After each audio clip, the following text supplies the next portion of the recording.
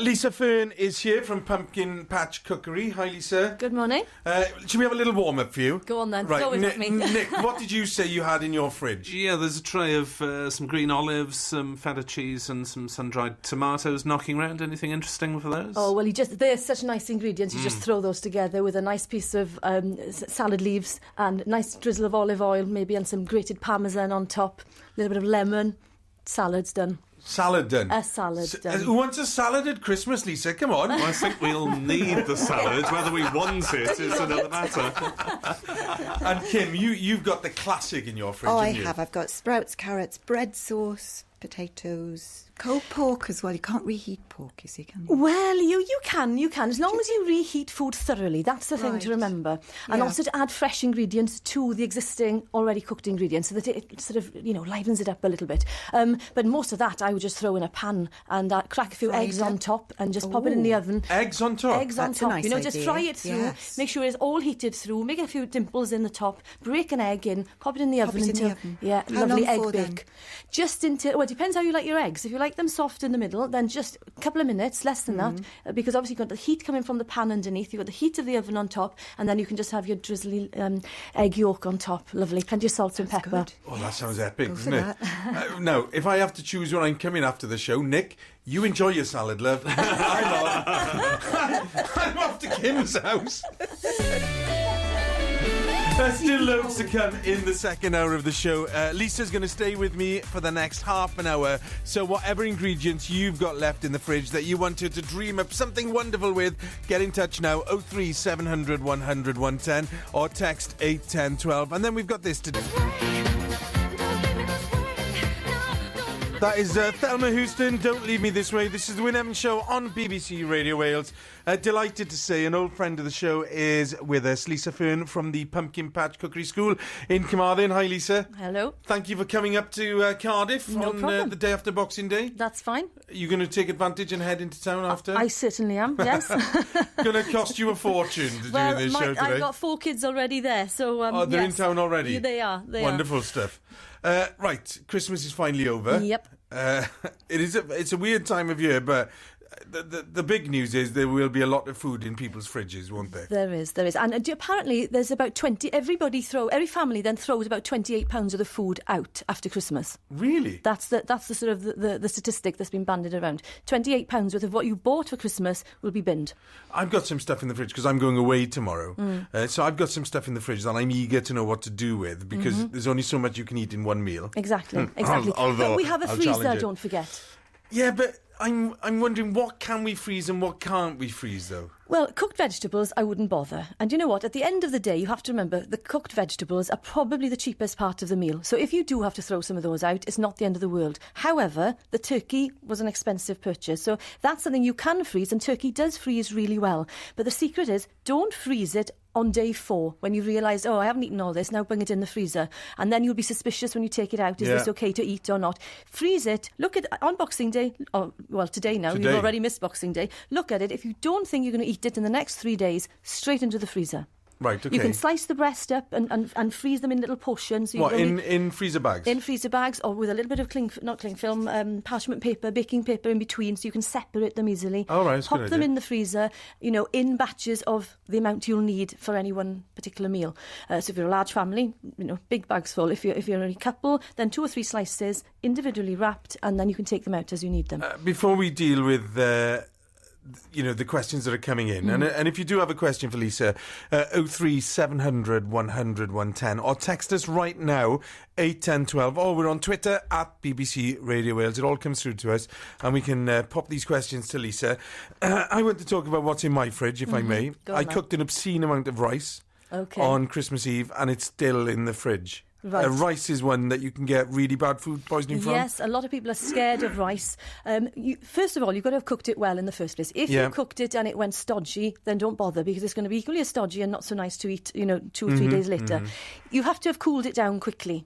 Yeah. So, within an hour, if you've cooled it down, if you've got a big batch, separate it out into little containers so they cool really quickly. Yeah. And then you have to have refrigerated it straight away. I did all those things. If you did all those things, then you can reheat it once. And that's it. And that's it. Done. I wouldn't keep reheating because there are toxins in rice that, Don't really, freeze it? No, I wouldn't bother freezing it. Just ditch it. You possibly can, but it's safe for me to say to everybody, don't bother. Okay. Unless you know what you're doing, don't bother. It's not an expensive commodity, just like the cooked veg. So best eat what you can. Deal with it as safely as you can. Let it go. Let it go. Yes. As the song Look from Frozen after says. the more expensive ingredients in your freezer and fridge. Here's one that's come in, which I don't quite believe. Where was it? It says, Wynne, what I've got in the fridge is 4 quail's eggs, beluga caviar and a small amount of Roath Park swan breast. All I'm saying is I'm sending the police around And to get your it to house. Buckingham Palace. Because you're not meant to have swan breast. But... we do buy a lot of smoked salmon and stuff like that, don't we? Yes. At Christmas time, because we think, we'll splash out a bit. And do you know what? One of the supermarkets, Lidl's, was selling caviar last week for £1 a jar. Well, I missed that. Yeah. I mean, it wasn't brilliant, but it was nice to try. Yeah. It was really nice to try. What can we do with the smoked salmon?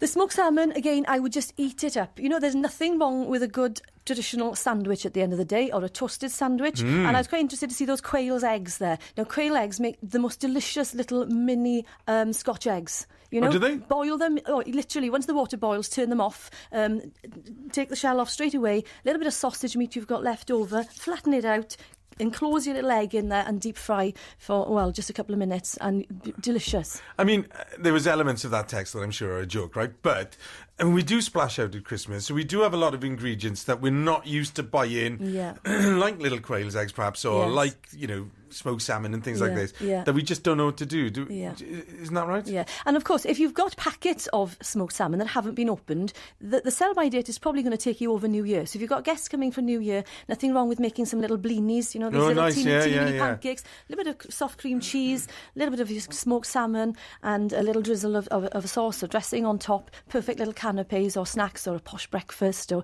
add it to bagels. If you're a big fan of bagels, toast them. Again, soft cream cheese, salmon on top, bit of cress, anything to sort of jazz it up with a bit of colour. I tell you what, we're going to deal with after we get some more music. Just saying one word to you that I know people will have coming of their years: cheese. Right, this is the Stereophonics. What's all the fuss about? What's all the fuss about? The Stereophonics. This is the Wynne Evans Show on BBC Radio Wales.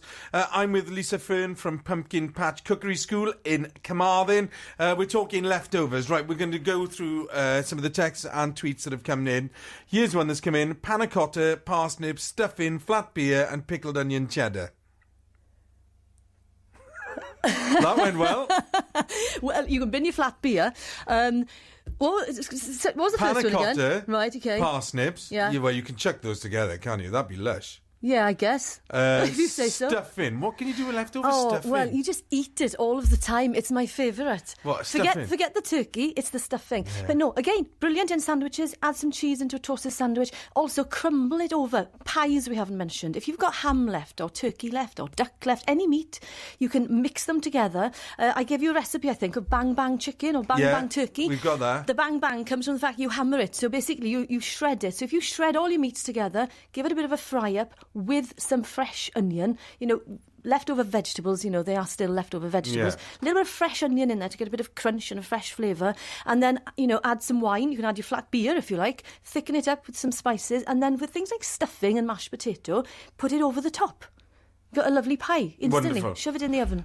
Keith's been in touch on the phone, 03700 100 110. Wynne, I'm looking in the fridge now. This is what I can see.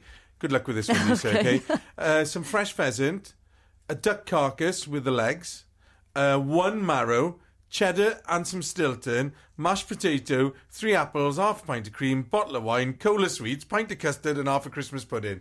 Good luck, Lisa. What can you make? You freeze the pheasant. Right. You boil the carcass of was it a duck with its legs? You've got a lovely stock there, duck stock, to make some, you can make a Welsh duck cowl if you want, but any sort of vegetable cowl.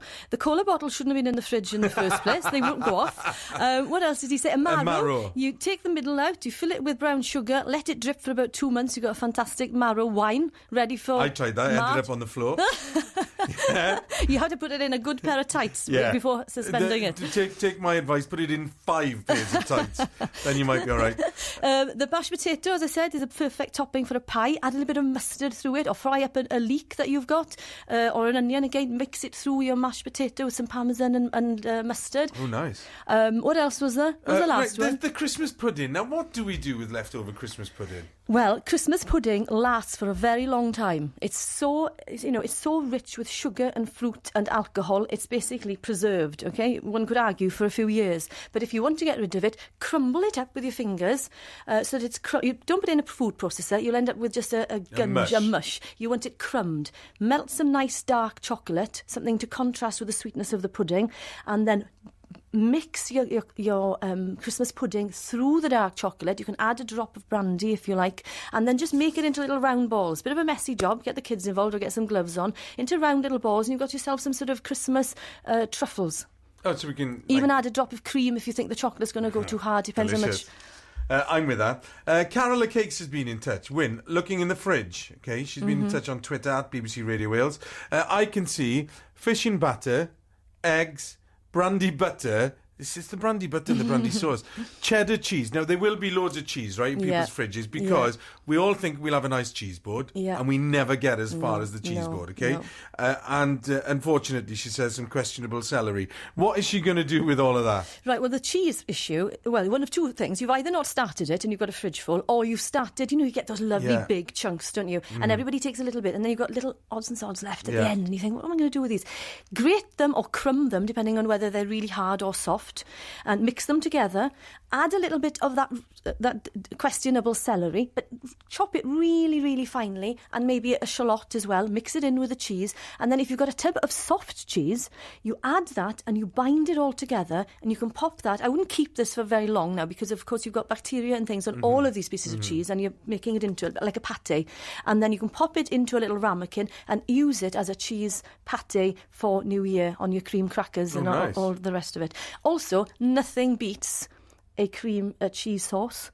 Yeah. So you've got your Christmas mac and cheese. Dare I say a fondue? Cheese, a fondue, shove it all in. And it doesn't matter about the different flavours, except I might be tempted to keep the blue cheeses out. Keep the Stilton it's okay about all the others, the white Stilton and apricot and the cranberry and the Wensleydale and all those different flavours is fine, but blue doesn't tend to mix so well with them. Last one, if I may, and this comes from Karen in Switzerland, who listens to the show. Wynne, we've got mashed potatoes, boiled ham, rice and baby corn. What can we do? Well, if the rice, as I said earlier, has been safely cooked and stored and all the rest of it, nothing wrong with making a nice burrito. Get some wraps. Oh, nice, and, you can spice it up with some nice... Get a blend of spices. It doesn't have to... You can even buy sort of burrito blend, probably. I'm not sure. But, mix it in with the rice, and then with that, you can shred your ham, warm it up first with a little bit of water, maybe, just to make it moist and sort of to help it shred a little bit easier. I wouldn't put the mashed potatoes in, but if you're not going to do the burritos, then you can use the ham and whatever else you've got left with an onion or a leek again, and put the mashed potato on top as a little pie. Make them into individual little ramekins, and then once you've cooked them, you can then freeze those, of course. Any raw meat you've got now and you're thinking, shall I throw it out or it's coming to the sell-by date, cook it and then you can freeze it. Excellent. Lisa, great advice. Thank you so much for coming in. Great. Happy New Year. What are you going to be doing on New Year's Eve? I don't know. Genning up on all what to do with leftovers, I think. Have a great time anyway. That And is you. Lisa Fearn from the Pumpkin Patch Cookery School in Carmarthen. New Year's Day on BBC Radio Wales. Celebrating